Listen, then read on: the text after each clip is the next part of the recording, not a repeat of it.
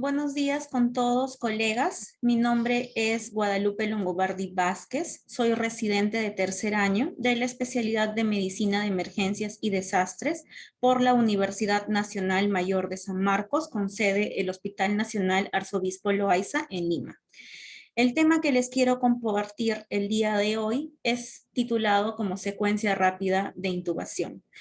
En los últimos meses, todos hemos vivido a nivel mundial una gran pandemia, básicamente constituida por una gran mortalidad a causa de lo que nosotros conocemos como insuficiencia respiratoria. La mayoría de pacientes con requerimiento oxigenatorio muy alto que en la mayor parte de casos requerían de un soporte adicional que es la ventilación mecánica.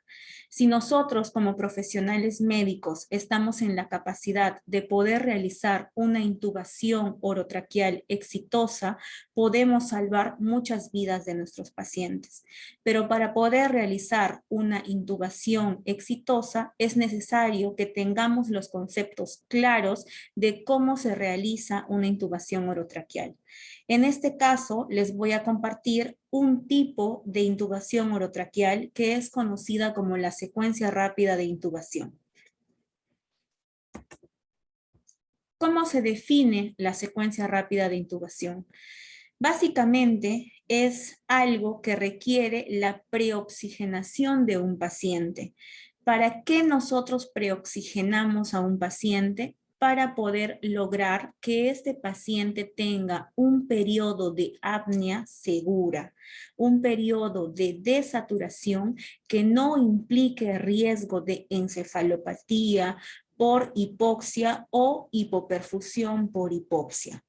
Posterior a la realización de la preoxigenación, nosotros utilizamos dos grandes componentes, principalmente un sedante potente más un bloqueante neuromuscular, para finalmente realizar lo que se conoce como la intubación orotraqueal o la intubación traqueal. Esta técnica de secuencia rápida de intubación es una secuencia que se puede utilizar en pacientes que incluso tienen el estómago lleno. Es una secuencia que se puede utilizar en el servicio de emergencia y que nosotros lo usamos muchas veces en nuestros pacientes en el área de shock trauma. Requiere una anestesia general y más una sedación, y aparte de ello, el uso de un bloqueante neuromuscular. Existe una gran posibilidad de que los pacientes que requieran una intubación orotraqueal de emergencia tengan contenido gástrico y por ende, un gran riesgo de aspiración. Entonces, este tipo de intubación nos ayuda a evitar en parte el riesgo de aspiración. Por eso es que se puede utilizar incluso en pacientes que tengan contenido alimenticio en el estómago. La técnica está básicamente hecha en 7 grandes pasos, lo que se conoce universalmente como las 7 P's de la secuencia rápida de intubación. La secuencia rápida de intubación está básicamente dada por la preparación, la preoxigenación, la premedicación y su optimización, la parálisis de inducción, el posicionamiento del paciente y la colocación y verificación de la posición del tubo, para finalmente dar los constantes o los cuidados de posintubación en un tratamiento específico. Pasemos a conocer ahora de qué trata cada uno de estas P's, las 7 P's de la secuencia rápida de intubación. Como les he mencionado, se puede utilizar o se puede iniciar con la preparación. ¿En qué consiste la preparación? Se puede realizar una zona organizada y equipada para la reanimación. No solamente es un paciente o es un espacio en el cual solo voy a contar con el material que se necesite, sino también tengo que garantizar que mi personal esté capacitado para poder realizar una intubación orotraqueal. Entonces, debemos de tener nuestra zona organizada y equipada para poder realizar la intubación y de repente de un fracaso tener algún material que nos pueda realizar una vía aérea definitiva de rescate. ¿Qué más debemos de hacer en la preparación? Es importante monitorizar nuestros signos vitales, la presión arterial, la frecuencia cardíaca y lo más importante, la saturación de oxígeno del paciente. Para lo que les he mencionado anteriormente, se debe de garantizar un periodo de apnea segura para evitar la encefalopatía hipóxica del paciente y la hipoperfusión, que es lo más grave. Además de eso, nuestro paciente debe de contar con 2 vías endovenosas grandes, un calibre adecuado para poder realizar, por un lado, la hidratación, la fluidoterapia, y por el segundo lado, la administración de medicamentos para realizar la intubación orotraqueal. Nuestro laringoscopio debe de estar óptimo, debe de ser verificado. Muchas veces nos ha pasado en las instituciones en donde laboramos que a veces estamos realizando la intubación y el laringoscopio se acaba. Las pilas no funcionan y eso no puede pasar porque mientras más nos demoremos en hacer la intubación, puede el paciente fallecer inmediatamente. Y finalmente, debemos de también contar con un tubo orotraqueal indicado para el paciente. No es lo mismo utilizar un tubo 6 que utilizar un tubo 8 en un adulto varón joven, ¿no? Una vez que nosotros tenemos la preparación y ya contamos con todo nuestro material, vamos a pasar a hacer lo que se conoce como la preoxigenación del paciente. Como les he mencionado, la preoxigenación básicamente nos sirve para el periodo de apnea segura. Nosotros sabemos, porque somos médicos, que la capacidad residual del paciente equivale a 30 mililitros por kilo. Eso es lo que nosotros tenemos como reserva funcional de oxígeno en nuestros pulmones. Entonces, nosotros lo que queremos lograr con la preoxigenación es hacer que el apnea sea de varios minutos y que con este problema de apnea nosotros no causemos desaturación en el paciente. De esta manera, darle al paciente un reservorio de oxígeno adicional. ¿Cómo se realiza la preoxigenación? El paciente debería respirar oxígeno al 100%. De nosotros, en nuestros hospitales, ¿cómo podemos lograr este tipo de preoxigenación? Con el dispositivo bolsa, válvula, mascarilla, conocido comercialmente con el nombre de AMBU. La preoxigenación no debe realizarse en menos de 3 minutos. La bibliografía nos dice que tiene que ser entre 3 a 5 minutos para que el paciente pueda tener un periodo de apnea segura. Si nosotros tenemos un paciente que todavía está despierto o que todavía nos colabora, debemos de hacer la preoxigenación del paciente despierto y esto se realiza mediante 8 respiraciones profundas. Nosotros pedimos que el paciente haga 8 respiraciones profundas para de esta manera realizar lo que se conoce como el lavado de nitrógeno pulmonar y de esta manera garantizar un reservorio de oxígeno óptimo en el paciente. Entonces, esta es la siguiente P de las 7 Ps de la secuencia rápida de intubación, lo que se conoce como preoxigenación. Posterior a ello, nosotros ya debemos de hacer lo que se conoce como premedicación.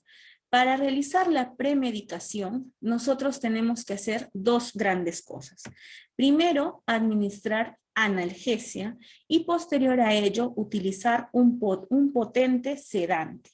En nuestra realidad, y les hablo que trabajo en un hospital del Ministerio de Salud, nosotros contamos con algunos analgésicos que se pueden utilizar. Comercialmente y siempre en la mayoría de los casos utilizamos el fentanilo. El fentanilo es un medicamento que nosotros debemos de utilizar con bastante sutileza, ya que puede suprimir la respuesta simpática. Por ello, hay que tener bastante cuidado con los pacientes que presentan traumatismos encefalocraneanos, porque en ellos se eleva la hipertensión intracraneal. Además, con pacientes que tienen patología cardíaca, que pueden tener una alta sospecha de disección aórtica, hemorragia intracerebral o algún tipo de cardiopatía isquémica, dígase infartos agudos de miocardio. Además de ello, en la premedicación se puede utilizar algún tipo de medicamento adicional según el escenario en el cual nosotros nos encontramos, como por ejemplo la lidocaína. La lidocaína es un medicamento que nosotros podemos utilizar para la enfermedad radiactiva de la vía respiratoria, dícese del asma bronquial, o en pacientes que presentan un traumatismo encefalocraneano que nos esté condicionando a presentar hipertensión intracraneal. Además de la premedicación, nosotros debemos de optimizar el escenario del paciente. ¿Y cómo es que vamos a optimizar el escenario del paciente? Pues básicamente evitando la hipotensión. Nuestro paciente tiene que estar hemodinámicamente compensado. ¿Y cómo vamos a lograr esto? Con una fluidoterapia, con líquidos o con sangre, dependiendo del escenario del paciente. Además de ello, no podemos permitir que durante nuestra secuencia rápida de intubación el paciente presente caída de la presión arterial, porque esto causa riesgo del paciente. Entonces, de ser necesario, hay que utilizar vasopresores, como la noradrenalina en primera instancia. Además de ello, debemos de garantizar que nuestro soporte ventilatorio sea óptimo.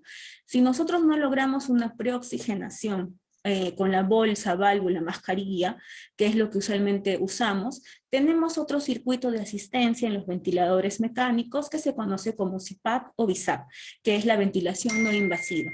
De esta manera nosotros podemos utilizarlo para poder lograr una preoxigenación adecuada si es que el paciente no permite o el pulmón del paciente no permite realizarlo de manera manual. Y finalmente tenemos que tener una vía aérea de rescate. Si se convierte en una intubación difícil, nosotros como profesionales tenemos que tener la capacidad de realizar una intubación de emergencia o una cricotomía de emergencia para poder realizar una vía aérea definitiva. Entonces, la siguiente P, que es la cuarta, es la más importante. Es la conocida como el tiempo cero, ya que a partir de este momento, nuestro paciente depende completamente de las decisiones que nosotros tomemos. La conocida como parálisis de la inducción, es decir, la utilización de relajantes musculares para poder realizar la intubación orotraqueal y el paciente ya no realice ventilaciones espontáneas. Antes de realizar la parálisis con un bloqueante neuromuscular, nosotros podemos utilizar fármacos inductores, ¿no? Que son básicamente los sedantes. Dentro de los sedantes más importantes tenemos el etomidato, la ketamina, el midazolam, el propofol o el tiopental. En el caso de nosotros y en el escenario en cual nos estamos realizando en este momento con déficit de medicaciones a nivel nacional, el que mayormente utilizamos es el midazolam.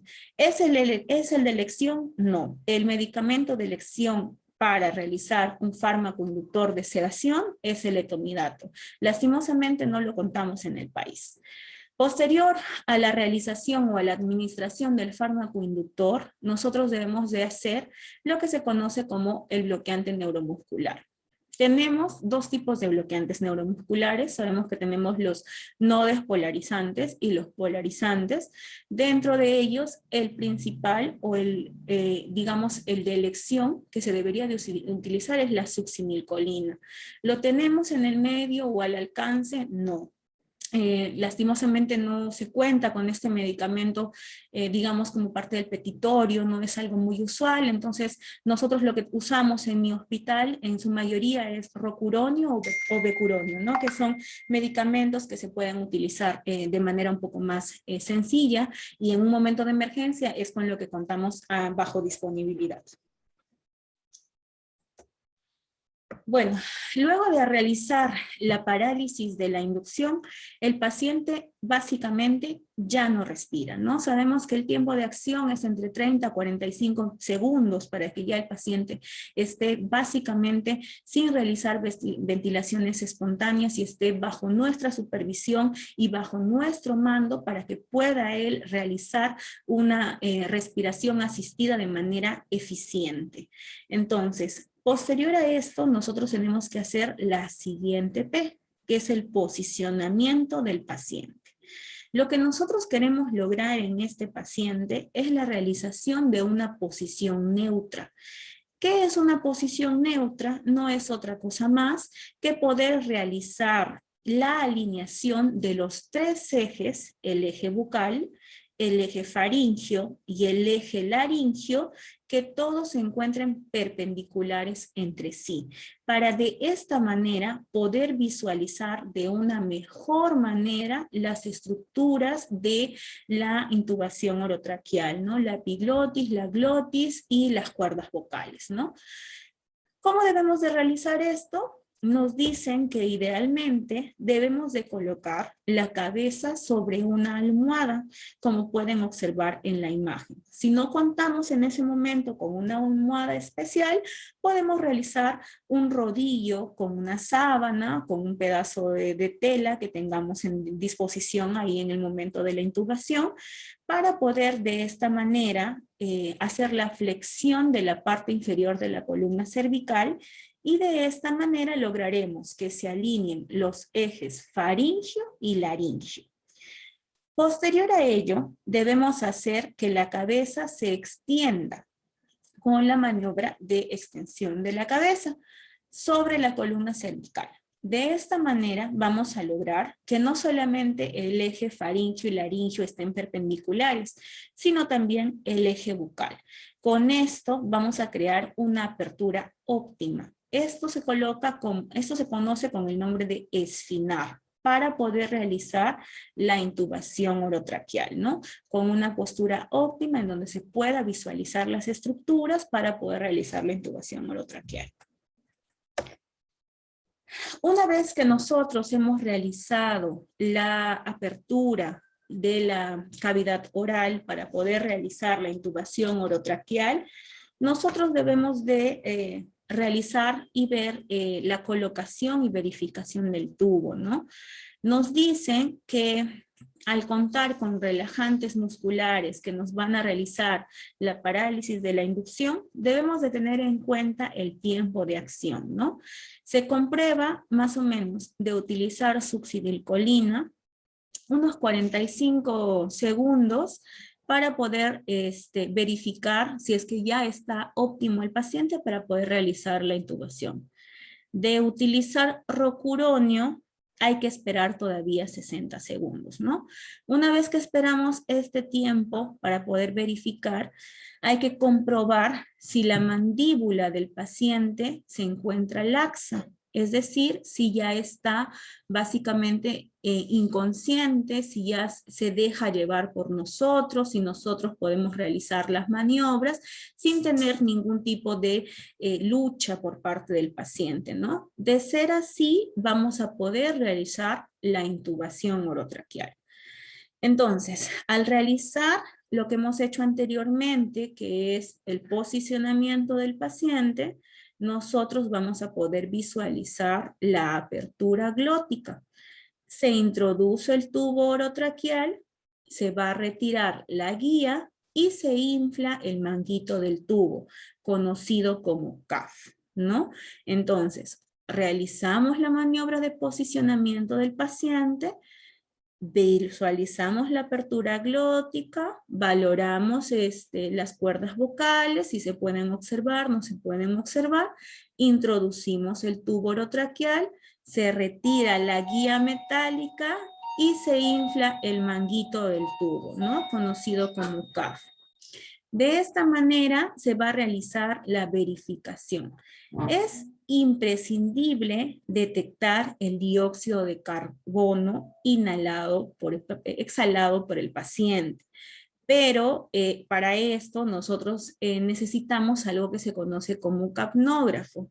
No todas las instituciones en los hospitales en los cuales nosotros podemos laborar cuentan con este tipo de dispositivo, ¿no? A veces nuestros monitores no lo tienen, o a veces nuestros monitores están inhabilitados para esa opción, o a veces simplemente no contamos con el dispositivo, ¿no?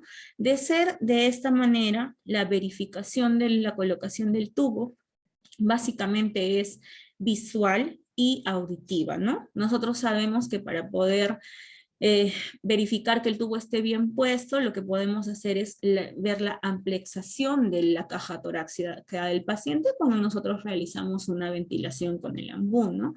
Y la siguiente manera para ver si es que nuestro tubo orotraqueal está adecuadamente en una posición correcta es mediante la auscultación con un estetoscopio, tratar de escuchar que el murmullo vesicular del paciente pase de manera simétrica en ambos campos pulmonares, ¿no? De esta manera se puede realizar la visualización y la verificación de la buena colocación del tubo, ¿no? Una vez que nosotros hemos realizado ya la intubación de nuestro paciente, todavía no termina nuestra función. Aún quedan algunas cosas que debemos de verificar para poder decir que nuestra intubación orotraqueal ha sido de manera exitosa, ¿no? Lo primero que tenemos que hacer es pedirle a nuestro personal que nos acompañe en la intubación orotraqueal asegurar el tubo, ¿no? En el caso de mi hospital, nosotros lo aseguramos con dispositivos larguitos que son realizados por el personal de enfermería con esparadrapo para poder fijar el tubo con el esparadrapo realizando un nudito y hacia la parte de atrás, ¿no? De esta manera colocamos al paciente al ventilador mecánico una vez que el tubo esté fijado y que obviamente nosotros hemos comprobado que esté en una buena posición ese tubo, ¿no? Posterior a ello, una vez que el paciente ya está en el ventilador mecánico, ya se ha compensado todo lo que probablemente durante la secuencia rápida de intubación haya podido ocurrir, en nuestro caso, la mayor parte de veces, por la utilización de los medicamentos que tenemos en stock en el hospital, siempre nuestros pacientes cursan con cierto grado de hipotensión, ¿no? La mayoría de pacientes resuelven con fluidoterapia, se le puede colocar bolos de cloruro de sodio y de esta manera mejora, pero hay algunos pacientes que por el alto riesgo de mortalidad, por las comorbilidades que presentan, también pueden ser candidatos para la utilización de otros tipos de medicamentos, como por ejemplo soportes vasopresores, ¿no? Como la noradrenalina. Nuestro paciente tiene que estar de una manera óptima, no solamente en los parámetros ventilatorios, sino también hemodinámicamente estable para poder realizar el siguiente paso, que forma parte del tratamiento de postintubación, que es básicamente la radiografía de tórax. ¿Para qué nosotros tomamos una radiografía de tórax en el paciente?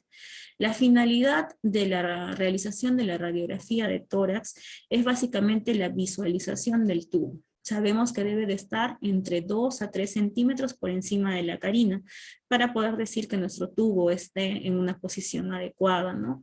Además de esto, para poder visualizar si es que la parte del componente respiratorio no ha sufrido algún daño, ¿no? A veces por la presura, por la mala técnica o por de repente un momento de mala ocultación del paciente por parte del equipo que nos está ayudando en el momento de la secuencia rápida de intubación. El tubo se puede decir que está en una buena posición, pero quizás está más en el bronquio derecho o en el bronquio izquierdo, y el tener un paciente conectado a un ventilador por algún tiempo con este tipo de dispositivo en una mala ubicación puede incluso generar grados de atelectasia en el paciente, ¿no? Entonces es importante obtener una radiografía de tórax del paciente, pero siempre y cuando nuestro paciente cumpla con los, digamos, criterios básicos para poder realizar un traslado seguro. No todos los hospitales contamos con radiografía de tórax portátil. En el caso de mi hospital, nosotros tenemos que trasladar al paciente hacia una área de toma de rayos X, ¿no? Entonces, una vez que nosotros hemos contado ya y ya tenemos la radiografía de tórax y esta está de una manera adecuada, se puede visualizar que está en una localización óptima, nosotros, ¿qué es lo que tenemos que hacer con el paciente? Una monitorización continua por varias cosas, ¿no?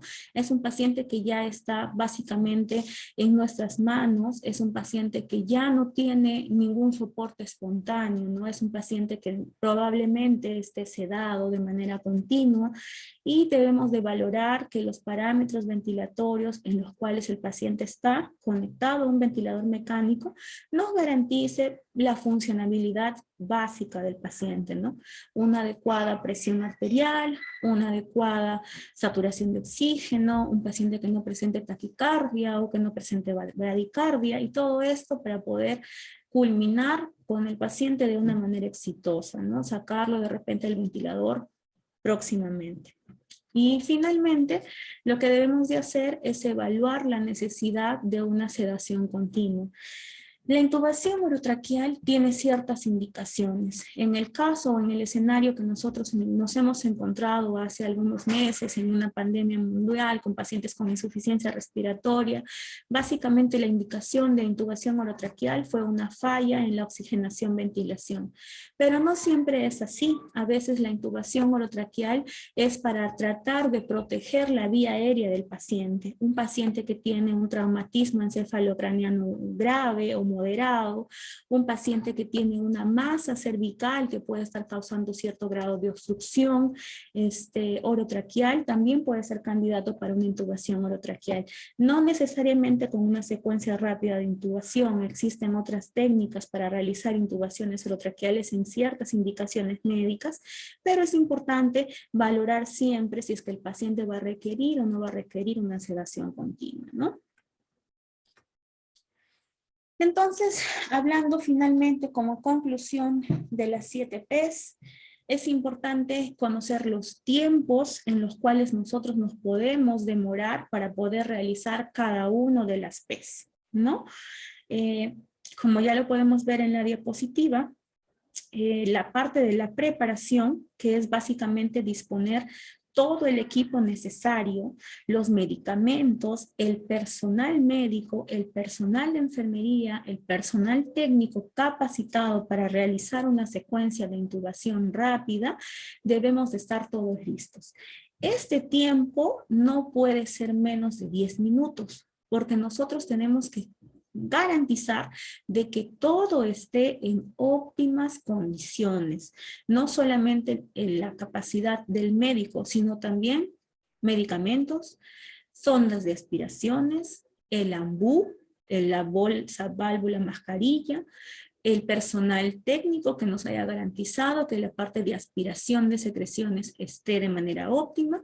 Entonces debemos de tomarnos un tiempo entre 0 a 10 minutos para que nosotros podamos garantizar que esto esté de manera adecuada para poder realizar nuestra secuencia rápida de intubación, ¿no? Posterior a ello, tenemos la preoxigenación, que como hemos mencionado, tiene que ser entre 3 a 5 minutos de preoxigenación con oxígeno al 100% para poder garantizar un periodo de apnea segura. De esta manera, nosotros no esperar o no desesperarnos porque nuestro paciente desature muy rápido, sino tomarnos el tiempo de poder realizar una buena y correcta técnica de una intubación orotraqueal. Además de ello, tenemos la parte del tratamiento o premedicación, ¿no? Hay que premedicar al paciente con lo que se ha mencionado anteriormente. Esto no puede demorar más de 3 minutos, la administración de los medicamentos, porque ya en la parte de la preparación de todo nuestro material, ya todas las jeringas tienen que estar cargadas con los medicamentos y las dosis que el médico indica al personal de enfermería, rotulados en su preferencia por el personal de enfermería para que se sepa y se tenga un correcto orden de la administración del pretratamiento, ¿no? Finalmente, la parálisis de inducción, que se conoce como el tiempo cero, en donde el paciente ya está básicamente paralizado, ¿no? Él ya no respira, no hace ventilaciones espontáneas, está ahora sí en nuestras manos y depende de nuestra respuesta, de nuestra preparación para poder realizar una intubación orotraqueal exitosa y el paciente no tenga más riesgos que al ingreso a las unidades, ¿no? Finalmente tenemos la parte del posicionamiento, que básicamente no puede demorar más de 30 segundos en verificar que la capnografía, de contar con una capnografía esté adecuada, o poder hacer una auscultación de manera simétrica o verificar la amplexación del tórax, ¿no? Esto no puede demorar más de 1 minuto. Finalmente, la prueba fehaciente de buena colocación. Nosotros vemos la amplexación, vemos la parte de la auscultación y damos paso libre para que el personal de enfermería realice los cuidados post-tubo, que básicamente es la fijación del tubo orotraqueal para continuar con la colocación en un ventilador mecánico y con los cuidados post-intubación que se ha mencionado anteriormente, ¿no? Como conclusión, es importante que los médicos estemos capacitados para poder realizar una intubación orotraqueal. Existen técnicas para realizar una intubación orotraqueal que son netamente de especialistas, pero es necesario que al menos la secuencia rápida de intubación, que es una intubación en pacientes que todavía están óptimos para poder realizar una intubación que no nos corresponda con una vía aérea difícil, se deba realizar. Para esto debemos de estar en continua capacitación, a tratar de conocer los medicamentos que nosotros contamos en nuestros nosocomios y tenemos a la mano para poder realizar la administración de los mismos en la secuencia rápida de intubación y siempre verificar que nuestro material para hacer las intubaciones de emergencia estén en óptimas condiciones. Muchas gracias. Soy la doctora Guadalupe Longobardi, médico residente de emergencias y desastres. Espero que la ponencia les haya servido para poder afianzar algunos puntos y sobre todo recordar cosas básicas que nosotros aprendemos en el pregrado y que en el transcurso de nuestra vida profesional lo ponemos en práctica. Es todo cuanto debo de compartir con ustedes. Que tengan una feliz tarde. Gracias.